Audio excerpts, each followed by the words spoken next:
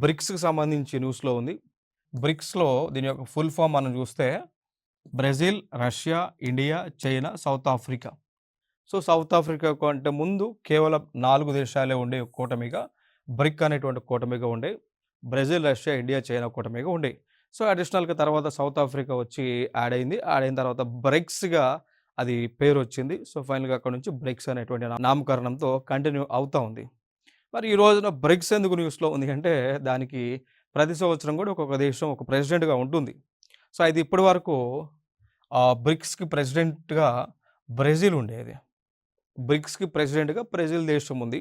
ఇప్పుడు బ్రిక్స్‌కి ప్రెసిడెంట్‌గా సో, అంటే లైక్ ఇంచుమించు మనకి చెప్పాలి అంటే 1 జనవరి 2026 నుంచి కూడా ఈ యొక్క ప్రెసిడెంట్‌గా ఇండియా ఉండబోతా ఉంది. గతంలో బ్రెజిల్ ఉంది. 1 ఇయర్ టర్మ్ వరకు. ఇప్పుడు ఇండియా ఉంటుంది. నెక్స్ట్ ఇయర్ ఇంకొక దేశం ఉంటుందన్నమాట. అంటే ఎవ్రీ ఇయర్ ఒక్కొక్క కంట్రీ వాళ్ళు ప్రెసిడెంట్‌గా ఉంటారు. సో, ఈ పాయింట్ ఆఫ్ వ్యూలో మనం చూసుకుంటే like Brazil hand overs BRICS presidency to India అనమాట. సో, ఈ పాయింట్ ఆఫ్ వ్యూలో మనం చూసుకున్నట్లయితే ఈ సమిట్ అనేటువంటిది కూడా ఆగస్ట్, సెప్టెంబర్ 2026లో జరగబోతా ఉంది. ఇంకా దానికి సంబంధించినటువంటి వెన్యూ అయితే ఫైనలైజ్ చేయలేదు.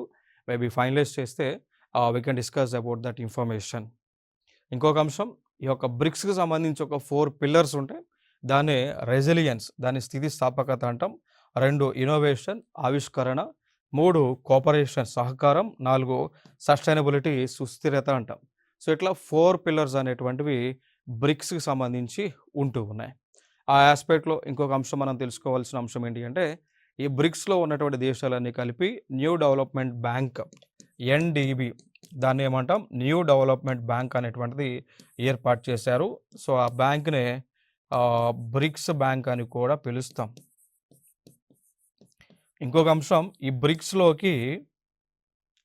బ్రిక్స్ బ్యాంక్ ఏం చేస్తుంది అంటే ఏదైతే దేశాలు ఈ బ్రిక్స్ కూటమిలో ఉన్నాయో వారికి కావాల్సినటువంటి లోన్స్ అనేటువంటివి అందిస్తూ ఉంటాయి. That's the point. ఇంక ఇటీవల బ్రిక్స్ కూటమిలోకి కొత్తగా ఒక 5 దేశాలు వచ్చి చేరినాయి.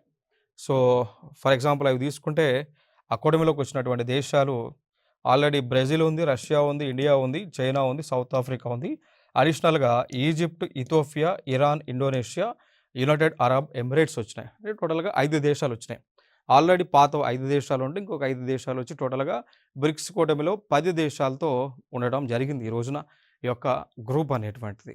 సో, కొత్తగా యాడ్ అయినటువంటి దేశాలు మనం చూసుకుంటే ఈజిప్ట్ వచ్చింది, ఇథియోపియా వచ్చింది, ఇరాన్ వచ్చింది, ఇండోనేషియా వచ్చింది, యునైటెడ్ అరబ్ ఎమిరేట్స్ వచ్చింది. అవి గాను అడిషనల్‌గా పాత దేశాలు Brazil, Russia, India, China, south Africa ఉన్నాయి.